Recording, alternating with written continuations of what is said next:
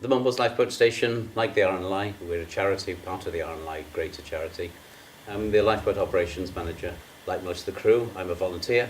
I'm on call 24/7. I'm actually one of the recent crewmen, so I joined coming up to four months ago now in December. I'm emergency mechanic on the all-weather lifeboat and helmsman on the inshore lifeboat. So I joined the lifeboat crew in about September 2007. The expectation is that they live within 2.5 miles so that they can get down in time for the boats launch in. I've always wanted to be on the RNLI as a crewman, and living in Swansea about 3 miles away meant that I was never close enough to the station to get involved. I've always been interested in the RNLI.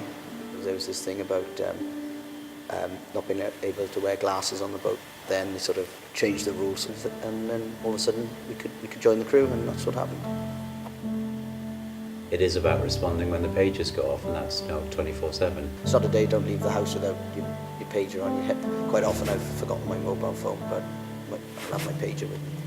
Middle of the night, just got home from a hard day's work and stuff like that. The expectation is that you will still respond because people need you. I'd like to think, if I were out on the water doing leisure activities, that there'd be someone there to help me out if I got stuck or if my engine failed. We don't know when the call comes in, what we're coming down to the station for. But when you go on the phone and the Coast Guard says it's a person in the water or vessel sinking, something like that, then the chatter goes quiet and everyone just sort of gets on with the job then. Only a couple of weeks ago we went to a ship which was taken on water, so we went out at about 8:30 in the evening, having not had tea yet, and then didn't get in until 6 the following day, and I was just about ready then to go to work. The Mumbles Lifeboat Station is a huge part of the community of Mumbles and Oystermouth, and people grow up with it, and luckily lots of people aspire to be part of it. So it's good. You definitely feel part of a true family, and you maybe didn't think it would be quite as close as that.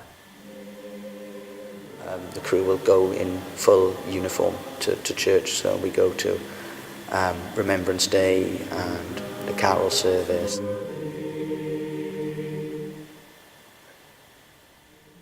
I'm a local historian here in Mumbles, and in 2013 I was commissioned by the RNLI to write a history book about the Mumbles Lifeboat Station.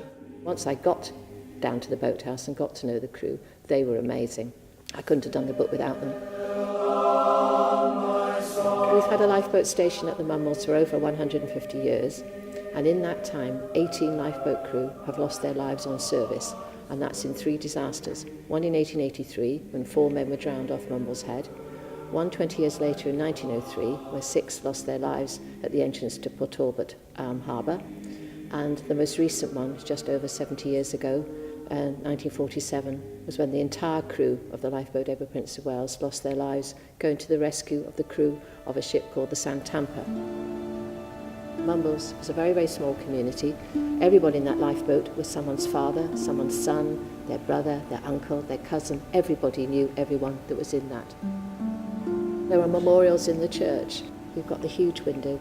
Within a few weeks, the entire money, plus more, had been raised. Such was the public response here in the village to making that stained glass window.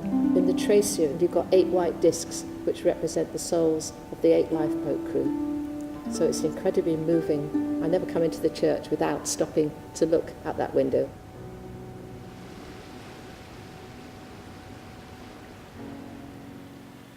Being able to volunteer, it's just something selfless to do. That it does need to be a long-standing commitment.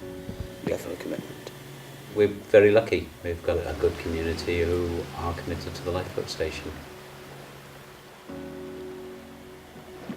Do you murmur a prayer, my brother, when cosy and safe in bed? For men like these, who are ready to die for a wreck off Mumbles Head.